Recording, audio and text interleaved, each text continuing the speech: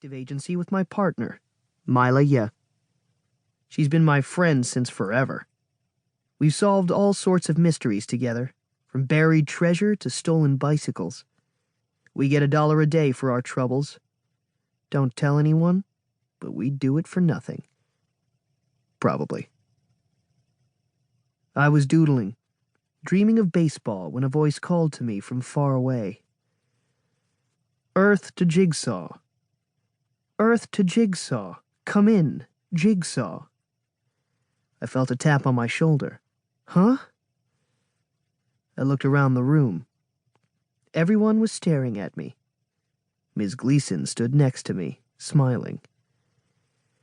He's daydreaming again, Ralphie Jordan announced. I bolted upright in my chair. I realize today is Friday, Ms. Gleason said sweetly. It has been a long week for everyone. Please try to pay attention, Jigsaw.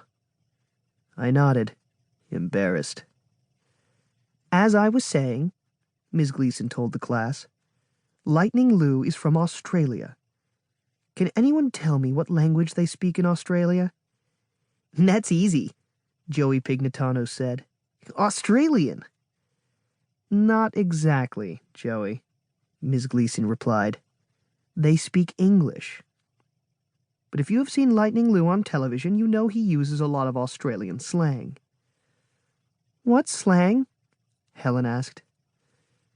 How can I explain this? Wondered Miss Gleason aloud.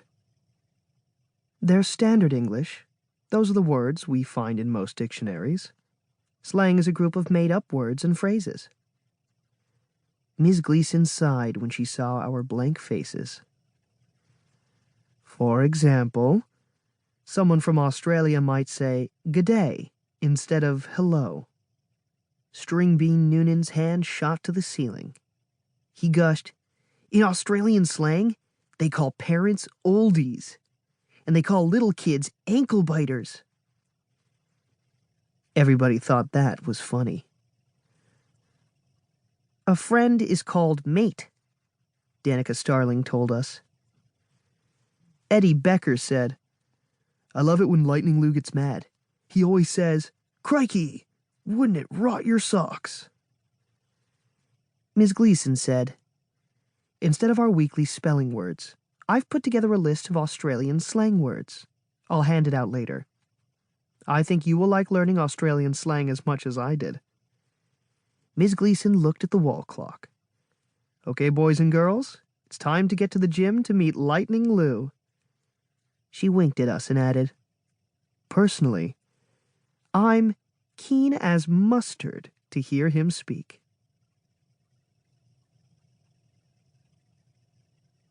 Chapter 3. Crikey. The gym smelled like sweaty socks. I sat next to Mila on the hard wooden floor. More and more kids crowded into the room. We squished together in tight rows, like too many crayons in a box.